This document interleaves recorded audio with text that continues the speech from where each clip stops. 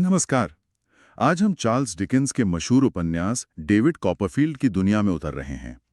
हमारे पास इस किताब का एक काफी गहरा गाइड है और इसे पढ़ते हुए एक सवाल बार बार मेरे मन में आया। कैसे एक बच्चा जिसे बचपन में परिवार और समाज ने बार बार तोड़ा, वो अपनी पहचान, अपनी आवाज हासिल करने में कामयाब होता है।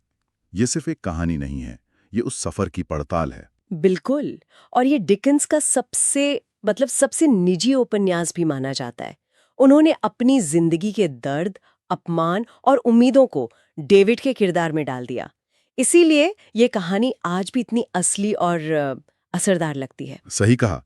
इस गाइड को पढ़ते हुए जो बात मुझे सबसे ज्यादा हैरान कर गई, वो थी कहानी की शुरुआत। डेविड की जिंदगी का ड्रामा तो उसके पैदा होने के मिनट से ही शुरू हो जाता है। हाँ, बिल्कुल। उसकी आंटी बेट्सी ट्रॉटवुड घर आती हैं, इस उम्मीद में कि एक लड़की पैदा होगी। लेकिन जैसे ही उन्हें पता चलता है कि एक लड़का हुआ है, वो नाराज होकर कहती हैं, लड़का मेरे लिए नहीं। और दरवाजा पटक के चली जाती हैं। हाँ, मतलब दुनिया में आते ही उसे रिजेक्ट कर दिया गया। और यही रिजेक्शन उसकी शुरुआती जिंदगी का थीम बन जाता है। यहीं से एक तरह से उसके अस्तित्व की लड़ाई शुरू होती है। तो चलिए इसी लड़ाई को परत दर परत समझते हैं। डेविड अपने पिता की मौत के बाद पैदा होता है। उसका शुरुआती बचपन अपनी माँ क्लैरा और देखभाल करने वाली पेगोटी के साथ प्यार और सुकून से गुजरता है। हाँ, शुरुआत में सब ठीक लगता है। लेकिन ये खुशी ज्यादा दिन नहीं टिकती। उसकी माँ मिस्टर मर्डस्टोन नाम के एक कठोर आदमी से शादी कर लेती हैं और यहीं से डेविड की जिंदगी का वो मुश्किल दौर शुरू होता है। मुश्किल शायद छोटा शब्द है। हाँ, मर्डस्टोन और उनकी बहन मिस मर्डस्टोन फर्मनेस यानी कठोरता के नाम पर डेविड पर मानसिक और शारीरिक अत्याचार करते हैं। उनकी नजर में बच्चे मिट्टी के बर्तन की तरह थे, जिन्हें पीट-पीट कर सही आकार देना जरूरी था। हाँ, और इसका सबसे भयानक उदाहरण है वो लेसन सीन। उफ, वो तो बहुत ही। मिस्टर मर्डस्टोन डेविड को एक मुश्किल सबक याद करने के लिए मजबूर करते हैं। वो बच्चा डर के मारे कुछ याद नहीं कर पाता जाहिर है। और मर्डस्टोन उसे बेंत से बेरहमी से पीटना शुरू कर देते हैं। अपनी जान बचाने की कोशिश में डेविड उन्हें काट लेता है। ये पढ़ते हुए भी बहुत मुश्किल लगता है।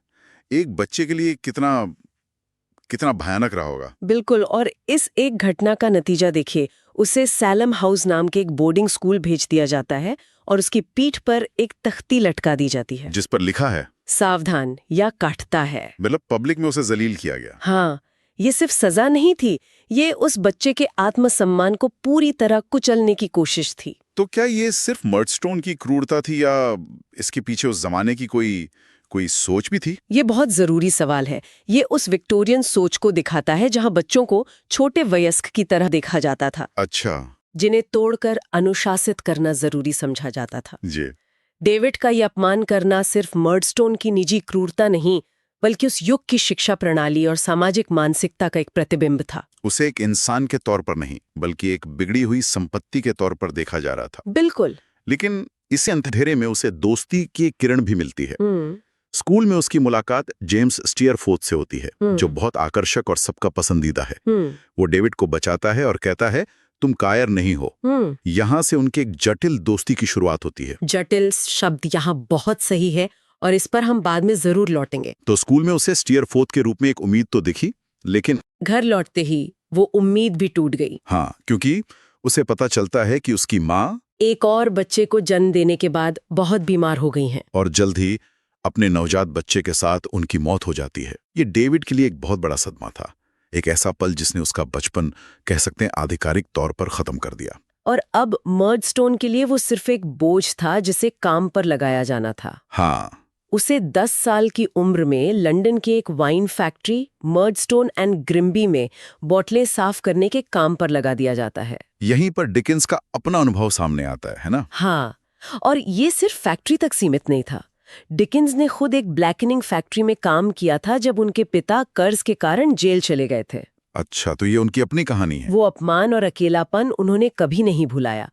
इसी अनुभव ने उनके लेखन को एक सामाजिक मिशन दिया। वो गरीबी और बाल मजदूरी की हकीकत को सिर्फ कहानी की तरह नहीं, बल्कि एक गवाही की तरह पेश करते हैं। लंदन की इसी घुटन भरी जिंदगी में उसकी मुलाकात एक बहुत ही यादगार किरदार मिस्टर मिकॉबर से होती है। हाँ, वो तो कमाल के हैं। वो हमेशा कर्ज में डूबे रहते हैं, लेकिन उनका आशावाद कभी खत्म नहीं होता। बिल्कुल। उनकी एक ही लाइन है, समथिंग विल टर्न अप, यानी कुछ न कुछ हो ही जाएगा।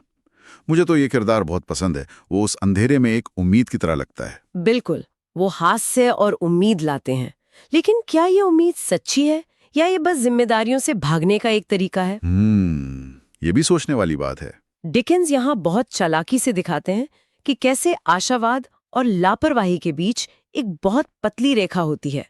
और दिलचस्प बात यह है कि मिस्टर मिकॉबर का किरदार भी डिकेंस के अपने पिता पर आधारित था। अच्छा, हाँ, जो हमेशा कर्ज में रहते थे लेकिन जिंदा दिल थे।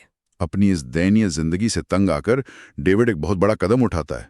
वो लंदन से डोवर तक पैदल भाग जाता है, अपनी आंटी बेत्सी ट्रॉटफोर्ड से मदद मांगने। वही आंटी जिन्होंने उसके जन्म पर उसे ठुकरा दिया था। हाँ, ये सफर भूख, थकावट और लूटपाट से भरा है, जो उसके अंदर के साहस को दिखाता है। और फिर आता है कहानी का वो शक्तिशाली पल जब वो अपनी आंटी के घर पहुंचता है। थका, गंदा और भूखा। और इस बार बेत्सी उसे ठुकराती नहीं है। जब मर्डस्टोन्स उसे वापस लेने आते हैं तो आंटी बेत्सी उन्हें सीधे सीधे कहती हैं, वो सीन तो बहुत दमदार है।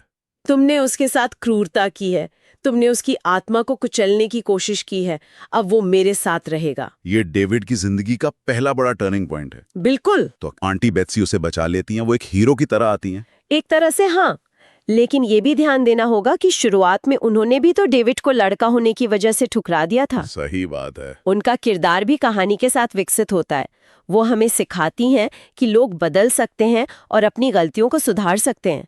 उनका घर डेविड के लिए एक पनाहगाह बन जाता है, जहां उसे मिस्टर डिक जैसा एक और प्यारा साथी मिलता है। हाँ, मिस्टर डिक, जो अपनी सारी चिंताओं को एक पतंग पर लिखकर उड़ा देते हैं।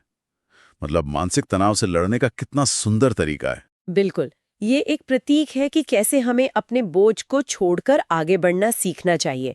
लेकिन जैसे ही डेविड की जिंदगी पटरी पर आती दिखती है, कहानी में एक नए और शायद सबसे बड़े विलन की एंट्री होती है, उरिया हीप। Urea heap. उफ, उसका बार बार ये कहना, मैं बहुत विनम्र व्यक्ति हूँ, जबकि वो अंदर से उतना ही शातिर है। हाँ, ये किरदार तो पाखंड की जीती जागती मिसाल है। सही कहा। वो अपनी विनम्रता को एक हथियार की तरह इस्तेमाल करता है ताकि कोई उस पर शक न करे। पर्दे के पीछे वो मिस्टर विकफील्ड, जो कि एंटी बेत्सी के वकील हैं, को धोखा दे रहा होता है और उनकी संपत्ति और उनकी बेटी एग्नेस पर कब्जा करने की साजिश रच रहा होता है। हाँ, उरिया हीप उस छिपे हुए भ्रष्टाचार और सामाजिक महत्वाकांक्षा का प्रतीक है, जो बाहर से विनम्र दिखता है लेकिन अंदर से खोखला होता है। यहाँ से डेविड की पढ़ाई दोबारा शुरू होती है और वो बड़ा होकर एक लेखक बनता है। ये बहुत दिलचस्प है।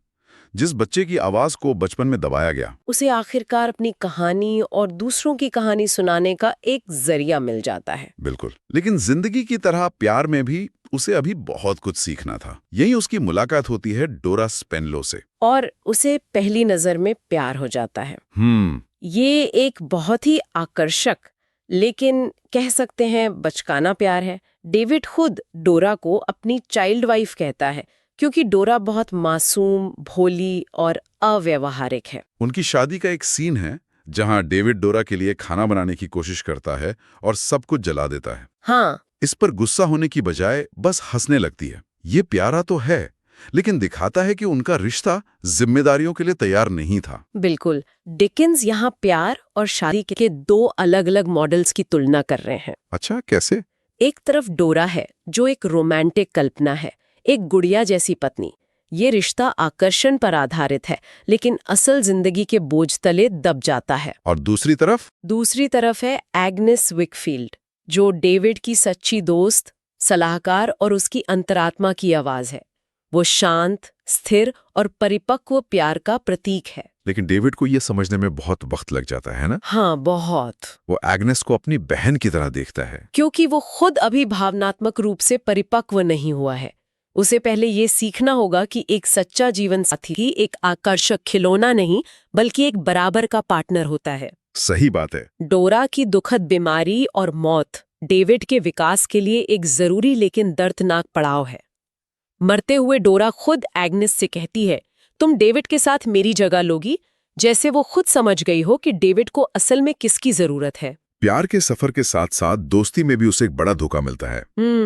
उसका हीरो जेम्स डियरफोर्ड, जिसके जैसा वो हमेशा बनना चाहता था। हाँ, उसका आदर्श था वो पिगोटी की भतीजी एमिली को अपने साथ भाग जाने के लिए मना लेता है और फिर उसे छोड़ देता है। ये पूरी कहानी का एक और बहुत दुखद मोड़ है। ये डेविड के लिए एक और बड़ा सबक है। स्टीयरफोर्थ का किरदार उच्च वर्ग के उस अहंकार और स्वार्थ का प्रतीक है जो अपनी इच्छाओं के लिए दूसरों की जिंदगी बर्बाद करने से नहीं हिचकिचाता। वो आकर्षक है, बुद्धिमान है, लेकिन नैतिक रूप से दिवालिया है। डिकिंस ये दिखाते हैं कि बाहरी चमक दमक के पीछे का सच कितना कड़वा हो सकता है। और स्टीयरफोर्थ का अंत भी बहुत नाटकीय होता है। वो एक समुद्री तूफान में जहाज डूबने से मर जाता है। ये एक तरह की नैतिक सजा है, प्रकृति का न्याय। डिकिंस यहाँ ये भी दिखाते हैं कि समाज महिलाओं के साथ कितना कठोर था। एमिली को गिरी हुई औरत मान लिया जाता है, जबकि स्टीयरफोर्थ पर कोई उंगली नहीं उठाता। सही। वो मार्था जैसे किरदार का भी इस्तेमाल करते हैं, जो समाज द्वारा बहिष्कृत एक महिला है, ये दिखाने के लिए कि उस दौर में महिलाओं के लिए इज्जत खोने का मतलब सब कुछ खो देना था। वो एक विलन का अंत तो प्रकृति करती है, लेकिन दूसरे विलन उरिया हीप का क्या होता? उसका पर्दाफाश कहानी के सबसे मजेदार सीन्स में से एक है। और वो कौन करता है? ये काम करता है मिस्टर मिकॉबर। क्या बात है! वही मिकॉबर जो हमेशा गैर जिम्मेदार लगते थे, आखिरकार एक बहुत बड़ी जिम्मेदारी उठाते हैं। वो एक भरे कमरे में उरिया हीप के सारे फ्रॉड और धोखेबाजी का खुलासा एक लंबे नाटकीय भाषण के साथ करते हैं। अच्छा। वो चिल्लाकर कहते हैं, तुम एक बदमाश हो सर, और हीप का साम्राज्य ढह जाता है। ये देखना कितना संतोषजनक रहा होगा कि जिस आदमी ने हमेशा कहा कुछ हो जाएगा, उसने आखिरकार खुद कुछ कर दिखाया। बिल्कुल। ये डिकिंस का इंसानी स्वभाव में विश्वास दिखाता है कि सबसे ज्यादा फ्लॉड किरदारों में भी अच्छाई और साहस की क्षमता होती है। इन सब हादसों, धोखों और दुखों से उभरने के लिए डेविड कुछ समय के लिए स्विट्जरलैंड चला जाता है। ये सिर्फ एक यात्रा नहीं है ना? नहीं, ये आत्मचिंतन का दौर है।